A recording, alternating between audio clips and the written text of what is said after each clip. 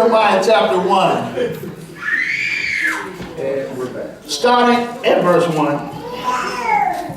Crystal, you preach the sermon in pastor, or you preach the sermon in discipleship class today? Amen. Y'all took care of it. Y'all was like ding, ding, ding. Y'all was just, y'all was confirming what I hope what I can communicate Amen. today. Praise the Lord. Jeremiah chapter 1, I'm going to start reading at verse 1. Can we stand for the reading of God's word, please? And it reads, the words of Jeremiah, son of Hilkiah, one of the priests of Anathoth in the territory of Benjamin. The word of the Lord came to him in the 13th year of the reign of Josiah, son of Ammon, king of Judah. And through the reign of Jehoiakim and Josiah, king of Judah, down to the 5th month of the 11th year of Zedekiah, son of Josiah, king of Judah. When the people of Jerusalem went into exile, the word of the Lord came to me, saying, before I formed you in the womb, I knew you. Before you were born, I set you apart. I appointed you as a prophet to the nations. Ah, sovereign Lord, I said, I do not know how to speak. I'm only a child. But the Lord said to me, do not say I am only a child. You must go to everyone I send you to say whatever I command you. Do not be afraid of them, Sophie. Do not be afraid of them, Sophie. For I am with you and will rescue you, declares the Lord. Then the Lord reached out his hand and touched my mouth and said to me, now I have put my words in your mouth. See, today I appoint you over nations and kingdoms to uproot and tear down, to destroy and overthrow, to build and to plant. Let me read that again. I appoint you over nations and kingdoms to uproot and tear down, to destroy and overthrow, to build and to plant. Jump down to verse 17. It says, get yourself ready. Stand up and say to them, whatever I command you. Do not be terrified by them, or I will terrify you before them. Today I have made you a fortified city, an iron pillar, and a bronze wall to stand against the whole land, against the kings of Judah, its officials, its priests, and the people of the land. They will fight against you, but will not overcome you, for I am with you and will rescue you, declares the Lord. May God have blessed the reading, hearing, and doing of his word. Let us pray. Gracious Father, for these next few moments, I ask that you speak through me. Let the words of my mouth and the meditation of my heart be accepted in thy sight. O Lord, my strength and my redeemer. Amen. Amen. So, Pastor Orr said a lot of things in class today. But when he was doing his prelude before he started the lesson, he made a couple of points that I wrote down. And one of the points he said was, have you ever seen somebody take what God has told them to do, or taken what God has said and made it unrecognizable? The reason that stood out to me is because I am forcing and pushing it with God's prompting, helping all of us to come off the sideline. Right. Amen. So God is going to tell us to do some things. But in him doing those things, if y'all get nothing out of the sermon today, I want y'all to understand this. Coming off the sidelines is more about obedience than results. Why do I say that? Because sometimes we don't get the results that we want. We try to change something that's not recognizable by God, because that's not what God told us to do. Right. And because we're not getting the results we want, we feel like we got to change it so we can get the results. Prime example, we do a pastor's circle on the 4th Thursday of the month at the Healing Center. The first time we had a session, 3 people came. The second time we had about 8. The next time it was just me and Pastor Bean. This time it was me and Pastor Bean for the first hour, and then 2 other people came. And what he said to me was, maybe we need to put a big name on the marquee so people will come. So what he was saying was, and I told him this, and I got at him for this too. So he can go, he'll be all right if he looks at this and know, because I told him, dude, you're out of line saying that. Because what he was really saying is, our vision to help pastors heal is not good enough just with us being there. Because we don't have a good crowd, a lot of people not coming, we need to put some big names on the marquee. So if people are coming for the big name, they're coming for the wrong reason. What I told him was, man, me and you are here. If you and I are here, whether 2 or 3, y'all want to quote scriptures when it feels good, I guess. Do. When it's 2 or 3 and you're expecting 20, do what you would do as if 20 people were here. Let us get what we're here. We're sacrificing. It's cold outside. Everybody got an excuse. I don't want to drive and it's late and blah, blah, blah. I got to get back home. Okay. But we're here. That's right. And because we're here, let's do it. Let's not make something that God has told us to do. If he told us to come and share our hearts so we can build a camaraderie, let's you and I do it so we can role model for others to come. Yeah. Bottom line. Yeah. So when I talk about coming out the sidelines is not about results, I get to Jeremiah. And I guess I got to put this in some context. Jeremiah was in a city called Anathoth. Now, have y'all heard about Anathoth in the Bible? I mean, you know why? Because it's a little city, little place. You know, at that particular time, Babylon, Egypt, and what's the other one? Assyria.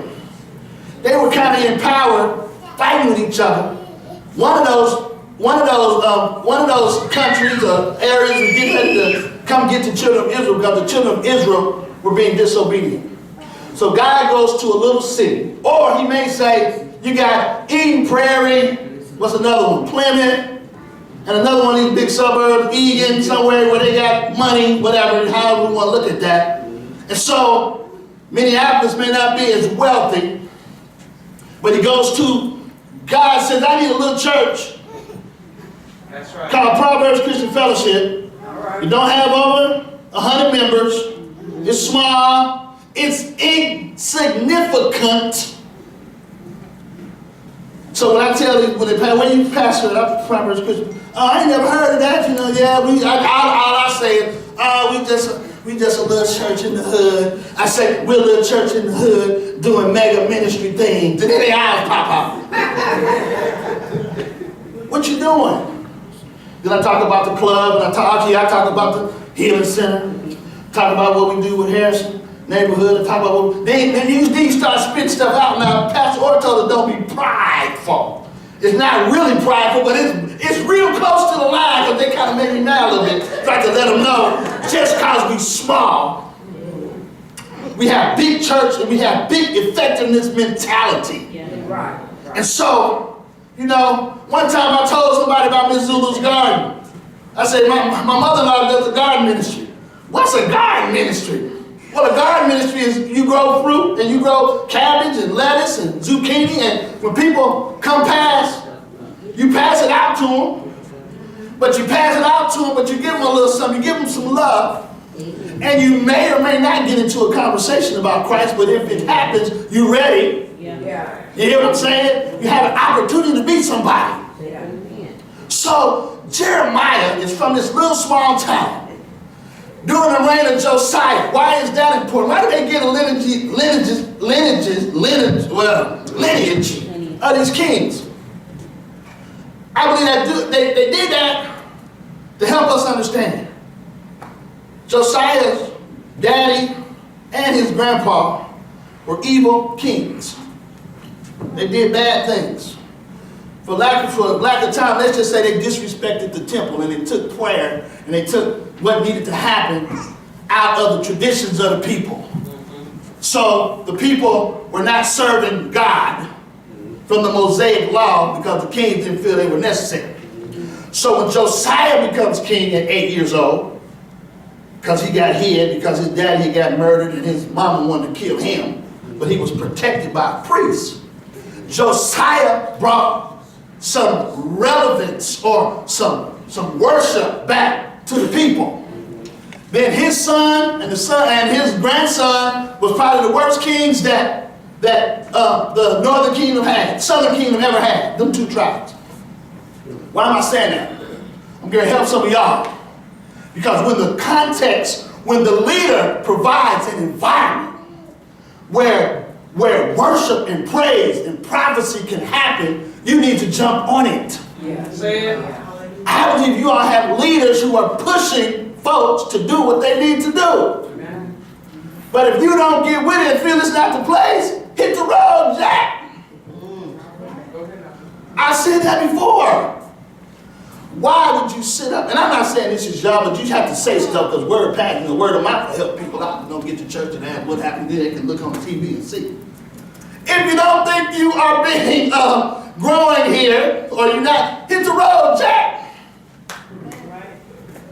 Because an environment, a context has been presented for you to do ministry. Nobody's trying to stop anybody from doing ministry. And what I love about our church, you have the freedom to flow. Every pastor that has asked Sister Orr to come has asked my permission. Say that. Am I telling the truth? Yes, sir. And I say, Sister Orr, go and spread the gospel. Do it your way. She's going to do it her way anyway. But go do it your way. There's something we can learn from Sister Orr. Now, this wasn't in the notes, but I ain't doing the notes no more. Jeremiah is in his teenage years. And he said, before, while you was in your mother's womb, I ordained you a prophet. Yes. So there's already been some ordination. There's also, God has, I believe everybody under the sound of my voice has a gift and a purpose from God. Amen. He may not have ordained us to be a prophet or a preacher. He's ordained us to do something to build his kingdom. I honestly believe that for everybody in here. So if he has done that, he's put that stamp of approval on us to do something. Part of our work is to figure out what it is, and then once we figure out what it is to do it. To be obedient. Not worrying about the results. Right. Y'all, sometimes results trip us up. That's right. So Jeremiah says, Lord, I can't do it. I'm scared. He told them, don't look at their faces. And as I was reading the scripture, as Sophie was testifying, and she said, the haters are coming.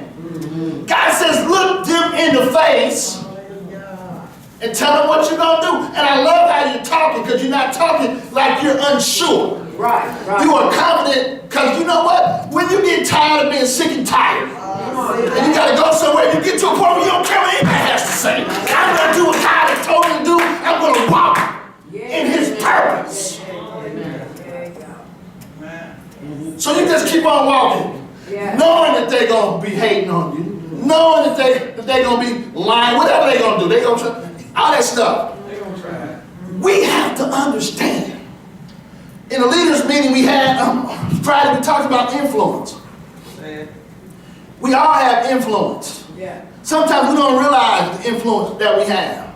Because Amanda was talking about how they see her. And she kept saying, I have it. I have it. They tell her she have it. What is the it? If you do anything, y'all, with empathy and compassion, you will have it. You will have it because empathy and compassion ends up relating to a strong relationship.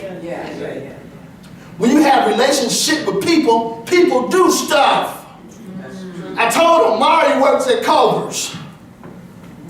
She takes orders and she works the drive-through. And she hates doing custard. That's her job, right? But when stuff happens at the job and they need people to do something, who do the managers come talk to get people to do stuff? Mari. You know why? Because she's an excellent relationship builder. And because when you build positive relationships, people will do stuff for you. Say it. And it's so important that we as saints, as we come off the sideline, understand that we have to build some positive relationships. The text says, and I'm almost done.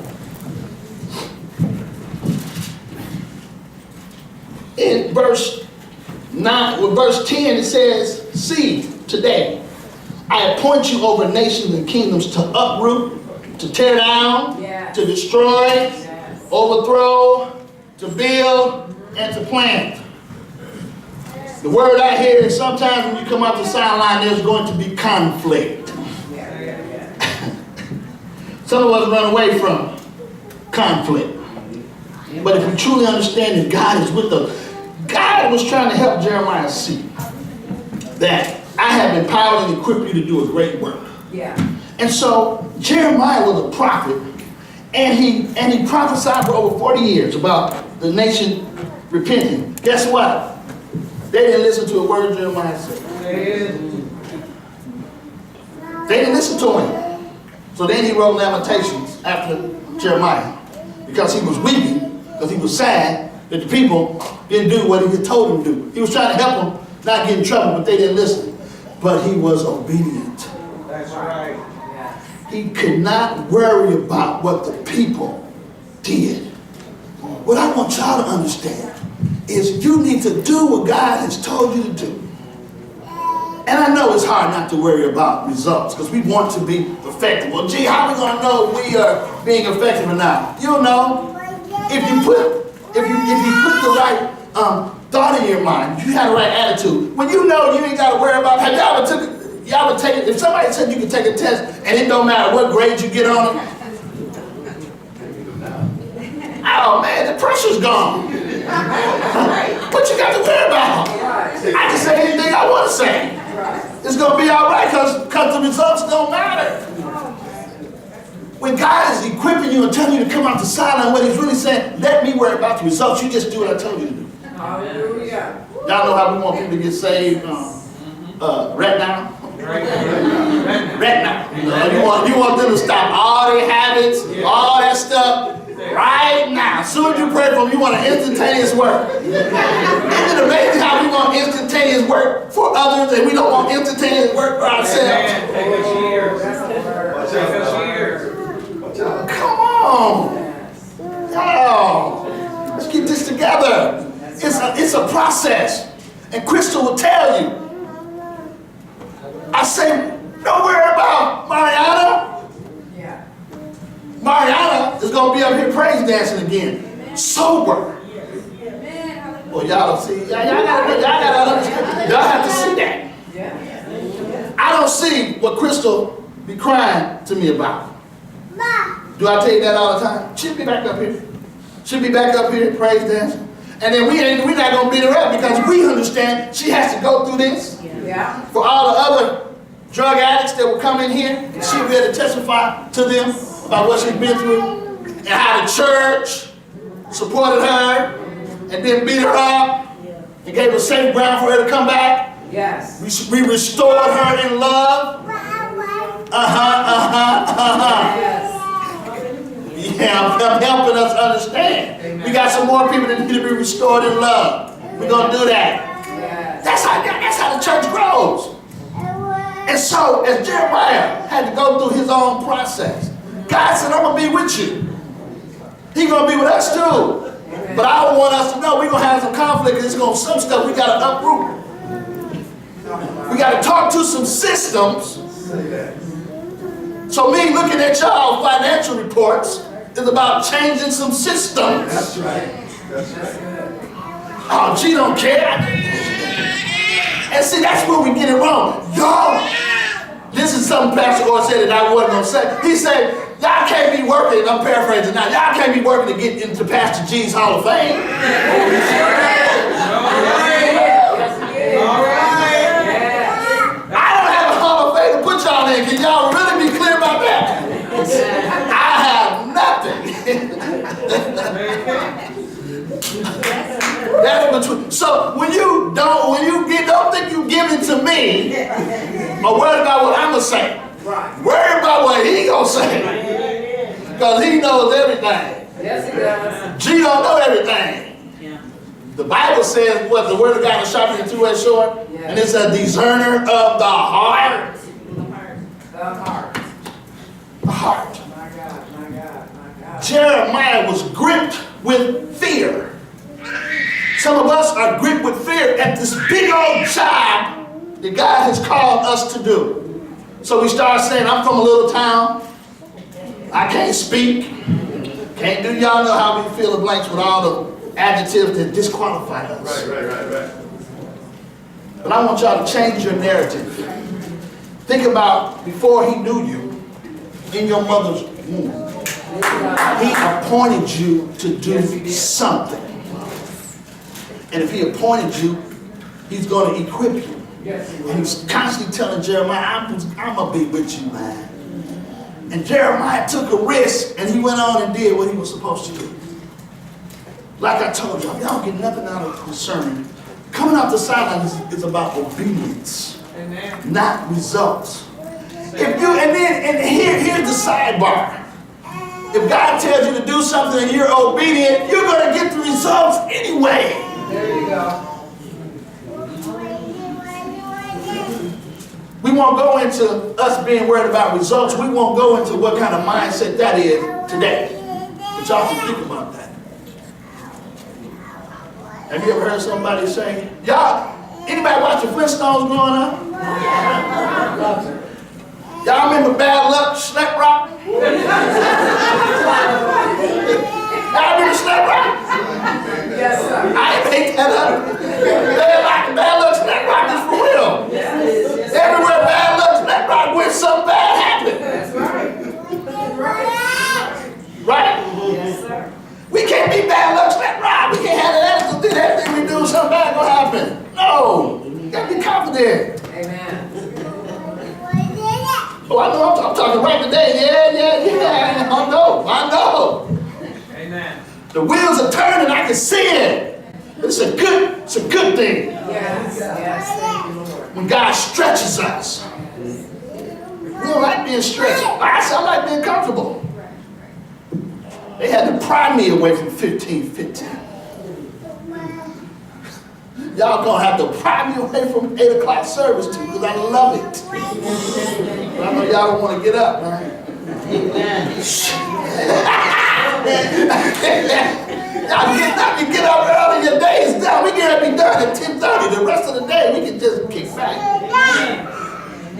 But we want to do the regular 11 o'clock. All right.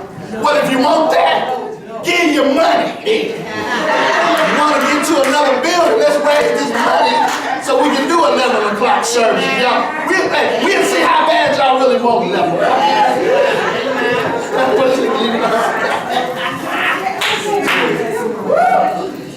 I'm done. But I'm serious.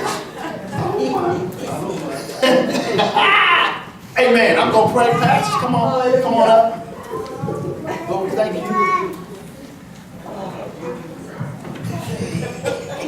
Sophie, I want to pray with you.